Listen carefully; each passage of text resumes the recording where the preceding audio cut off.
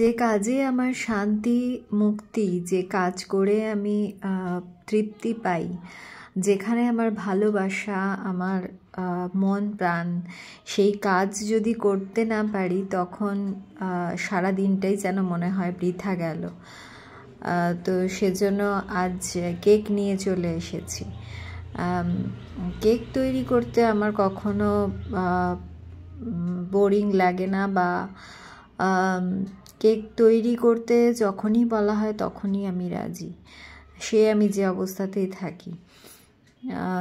তো এতটাই ভালো লাগে যে কাজ করতে, সেই কাজ যদি না করতে পারি কদিন, তো মনে হয় যেন কি যেন করিনি।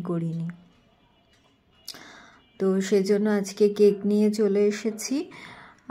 এটা একটা ছোট্ট বাচ্চা মেয়ের আবদারের অর্ডারের কেক।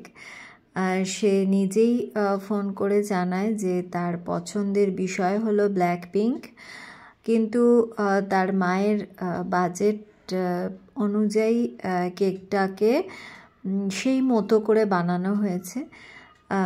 টপারটাও কম খরচের মধ্যে, ডিজাইন সব কম খরচের মধ্যে বাজেট কেক তৈরি করে দিয়েছি, অথচ বাচ্চাটার যাতে পছন্দ হয় সেই মতো করে তৈরি করা।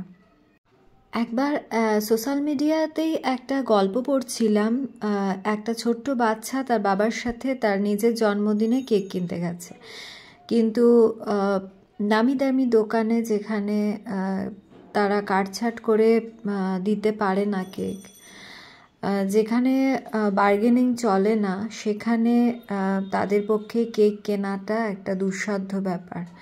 সেজন্য আশা করে কেক কিনবে বলে গিয়েও তাকে ফিরে আসতে হয়েছে দোকান থেকে, কেক না কিনেই ফিরে যেতে হয়েছে।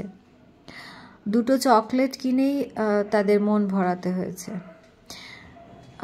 এমনটা যাতে না হয়, কোনো বাচ্চার ছোটোবেলার স্মৃতিতে যাতে এরকম দুঃখের দিন না থাকে যে